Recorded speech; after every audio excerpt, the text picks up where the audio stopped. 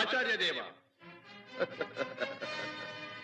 ఏమంటివి ఏమంటివి జాతిని అర్హత లేదనుకో. ఎంత మాట ఎంత మాట.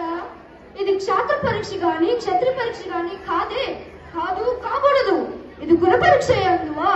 నీ తండ్రి భరద్వాజుని జననం ఎట్టిది, అతి జుగుప్సాకరమైన నీ సంభవం ఎట్టిది.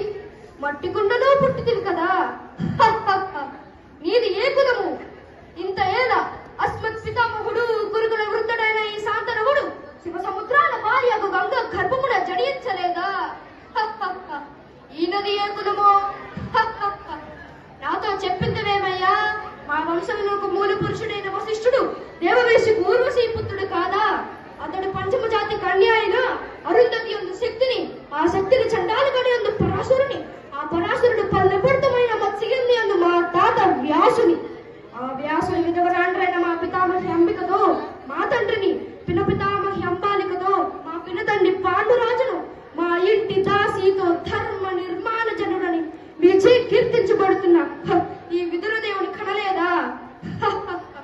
సందర్భావసరములను బట్టి క్షేత్రబీజ ప్రాధాన్యములతో శంకరమైన మా పూర్వంశము ఏనాడో కిలహీనమైనది కాగా నేడు కులము కులముని వ్యర్థవాదములెందుకు? ఓహో, రాజరికమా అర్హత నిర్ణయించినది. అయినా మా సామ్రాజ్యంలో సస్యశ్యామలమై సంపద విరాళమై వెలుగొందు అంగరాజ్యముకి ఇప్పుడే ఇతని మూర్ధాపశక్తిని గావించుచున్నాను. సోదరా దుశ్శాసన అనర్క నవరత్న శక్తి కిరీటంను వేగమా కొడితేము. సోదరా మా గాంధార సౌరవమ్మ సురుచిర మణిమయ మండిత సువర్ణ సింహాసనము తెప్పింపము. పరుజనులారా పుణ్యవాగీరథి తొయిములను అందుకొనను. కళ్యాణ భటులారా మంగళ తూర్యారమును సుస్వరముగా మ్రోగురెండు. పుణ్యాంగనులారా ఈ రాధాసుతునకు పాలభాగమున కస్తూరి తిలకం తీర్చిదిద్ది బహుజన్మ సుకృత పరిపాక సౌనత్త సహజ కవచ